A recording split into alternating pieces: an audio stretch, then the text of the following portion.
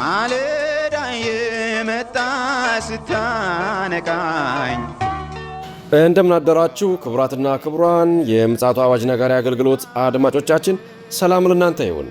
የማለዳ ቁርሳችንን አሁን ጀምረናል። አዘጋጅ እና አቅራቢ ፓስተር አለማየሁ ነሞ። መልካም ጊዜ ሆነላችሁ። ከሕይወት ምንጭ ውሃ ስታረካኝ ሰላም ጤና ይስጥልን። እንደምን አደራችሁ። ይህ በምፅዓቱ አዋጅ ነጋሪ አገልግሎት እየተዘጋጀ የሚቀርብላችሁ የማለዳ ቁርስ ፕሮግራማችን ነው። ወደ ዛሬው የማለዳ ቁርስ ፕሮግራም ከማለፋችን በፊት ይህንን ማለዳ የሰጠንን ቸሩ አምላካችንን አባታችንን አብረን አመስግነን ወደ ዛሬው የማለዳ ቁርስ እናልፋለን። የዘላለም አምላክ በዘላለም ዙፋን ያለ የተፈራና የተከበርክ አምላካችንና አባታችን እግዚአብሔር ሆይ በጌታ በኢየሱስ ክርስቶስ ስም ስለ ምሕረትህና ስለ ቸርነትህ ስለ በጎነትህና ስለ መልካምነትህ ሁሉ ክብር ምስጋና ለታላቁ ስም ይሁን። በነገር ሁሉ ስለረዳን ስላገዝከን መልካምነትህንና በጎነትህን ሁሉ ለእኛ ስለገለጥክልን በኢየሱስ ክርስቶስ ስም እናመሰግንሃለን። ስለ ታላቁ ምሕረትና ቸርነትህ ስለ ጸጋህና እግዚአብሔር ሆይ በነገር ሁሉ ስለጠበቅከን ከክፉ ሁሉ ስለጋረድከን መልካምነትህን እያሳየህ እዚህ ስላደረስከን እናመሰግንሃለን። ደግሞም በዚህች ዕለት ይህንን ቀን ስለሰጠህንና በዕድሜያችን ላይ ይህችን ቀን ስለጨመርክ ክብር ምስጋና ከዘላለም እስከ ዘላለም ለታላቁ ስም ይሁን። አባት ሆይ በጌታ በኢየሱስ ክርስቶስ ስም ክብርን እንሰጥሃለን፣ ምስጋና እንሰጥሃለን፣ አምልኮ እንሰጥሃለን። እነሆ ደግሞ በጨለማ ያሉት ወደ ብርሃን ይመጡ ዘንድ የታሰሩት ይፈቱ ዘንድ እግዚአብሔር ሆይ በሕመም ያሉ ይፈወሱ ዘንድ በእንቆቅልሽ እግዚአብሔር የዘላለም አምላክ የተያዙ እንቆቅልሻቸው ይፈታ ዘንድ በዚህ ማለዳ እጅህን እንድትዘረጋላቸው ነፍስ መንፈስ ሥጋቸውን እንድትነካ ዓይኖቻቸውን እንድትከፍት በክርስቶስ ኢየሱስ ስም እጠይቅሃለሁ። አቤቱ እግዚአብሔር ሆይ በምድራችን እንደገና ታላቅ የወንጌል ብርሃን እንዲበራ ሰዎች ከጨለማ እንዲወጡ እውነተኛ የሆነ ሪቫይቫል እንዲነሳ እግዚአብሔር የዘላለም አምላክ ሰላምን የሚያነግስ ክፋትን የሚጠርግ አስደንጋጭ የመለኮት ኃይል በምድራችን እንዲገለጥ በኢየሱስ ክርስቶስ ስም እጠይቅሃለሁ። ይህንንም ስለምታደርግ ክብርና ምስጋናን ለታላቁ ስም እሰጣለሁ። ኖ ደግሞ በዚህ ማለዳ እኔና ወገኖቼን ቃልህን ታስተምረን ዘንድ በቃልህ ትባርከን ዘንድ ዓይኖቻችንን ለቃልህ እንድታበራ በኢየሱስ ስም እንጠይቅሃለን። ቃልህ ከማር ወለላ ይልቅ ይጣፍጣልና እግዚአብሔር ሆይ ይህ ቃል ወደ ሕይወታችን፣ ወደ ነፍሳችን፣ ወደ ሥጋችን፣ ወደ መንፈሳችን ዘልቆ እንዲገባ በኢየሱስ ስም እንጠይቅሃለን። ኖ ቃልህን ባርክልን። ክብር ላንተ ይሁን በኢየሱስ ስም።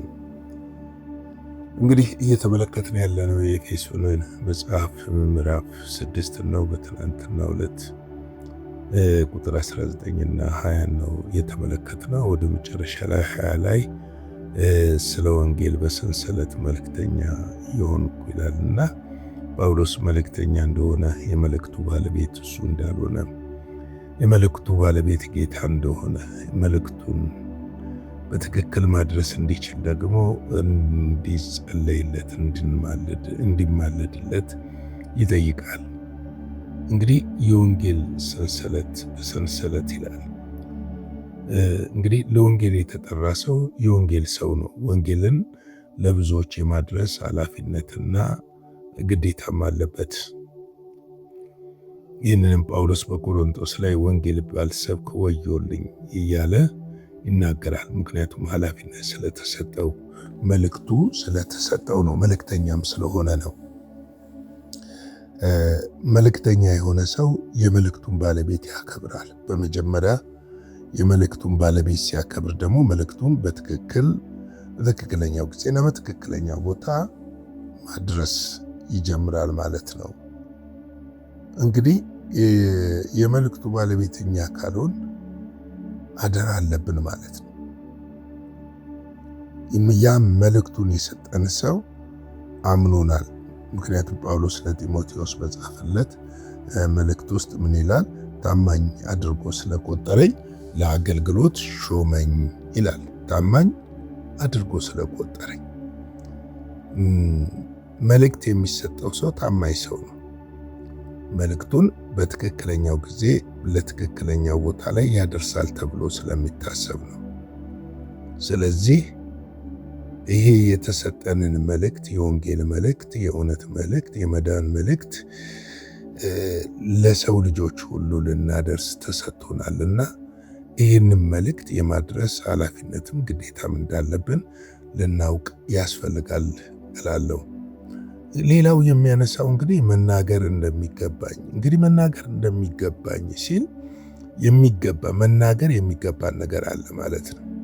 መናገር ደግሞ የማይገባን ነገር አለ ማለት ነው።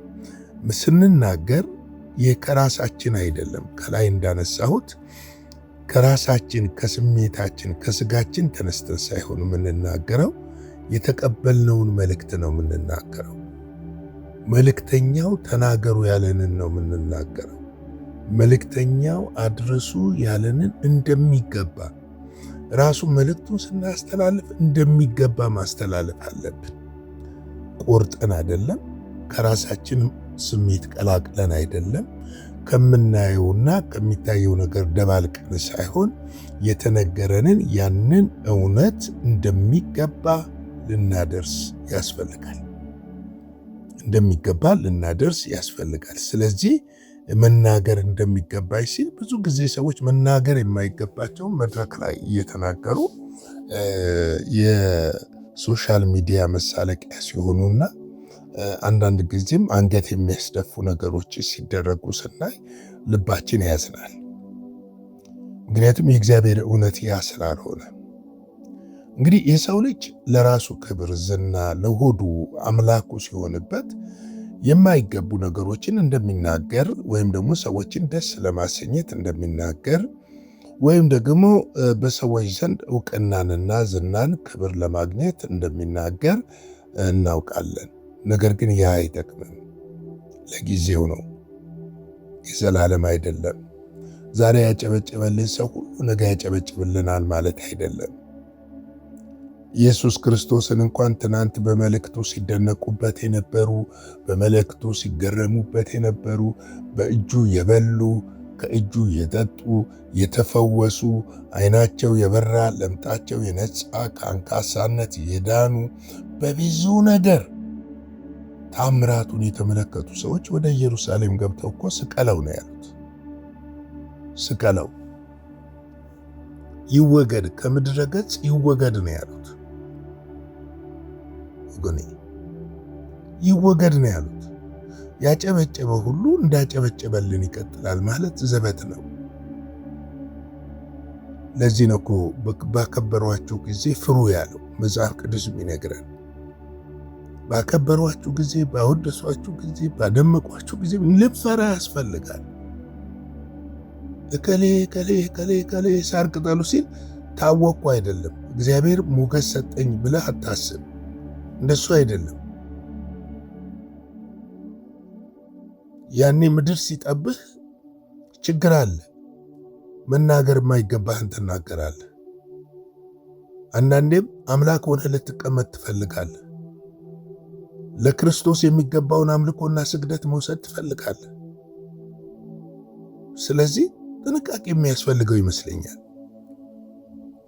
በፍጹም ቅንነትና ትህትና፣ ታማኝነት መናገር የሚገባንን ብቻ ልንናገር ይገባል እላለሁ። ሌላው ስለ እርሱ በግልጥ እናገር ዘንድ ለምኑ ይላል።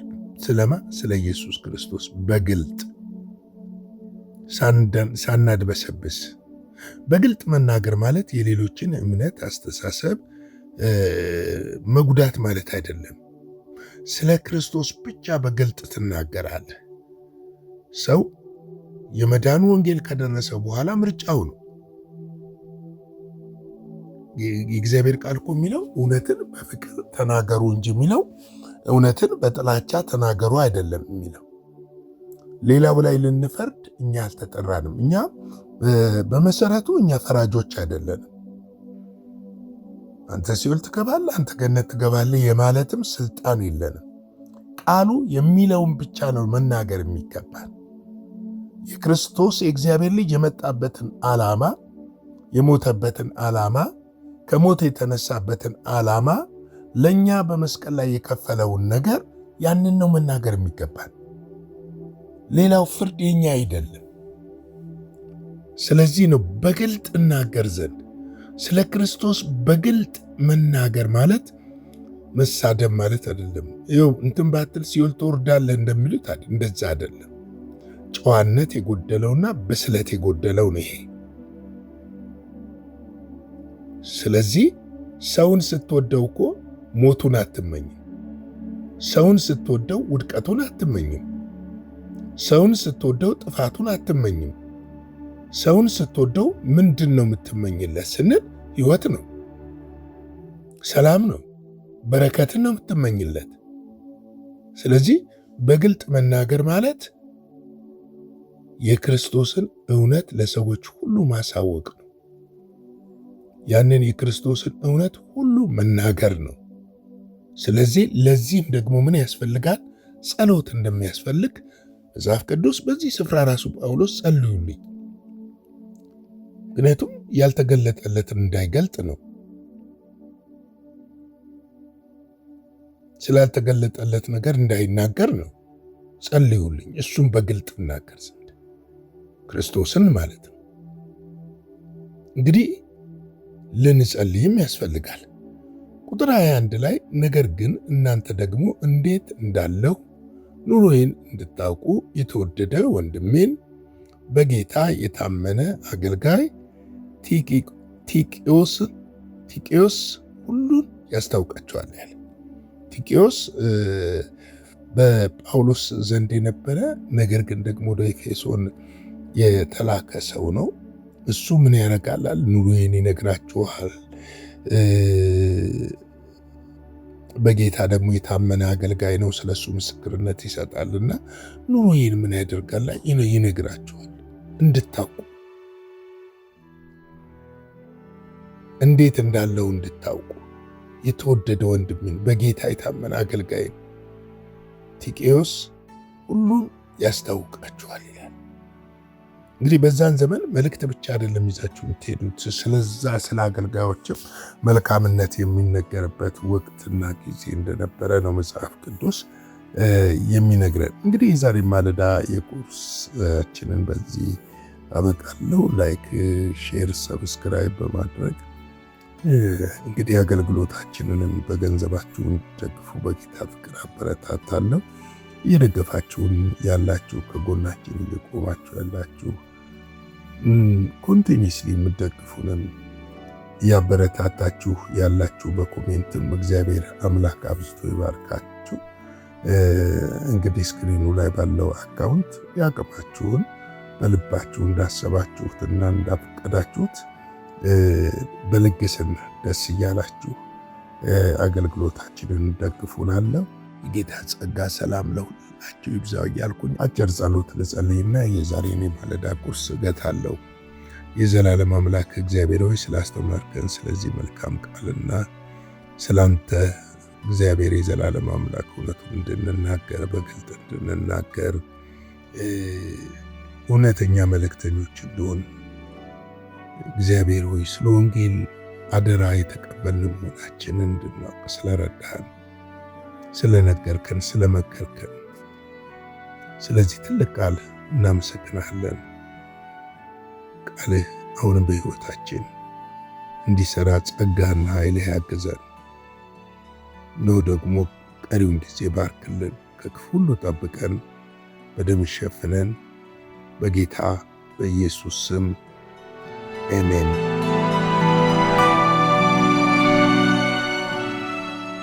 በነበረን የመልእክት ክፍለ ጊዜ እንደተባረካችሁ ተስፋ እናደርጋለን። በነገው ማለዳ በሌላ ዝግጅት እንገናኛለን። መልካም ቀን።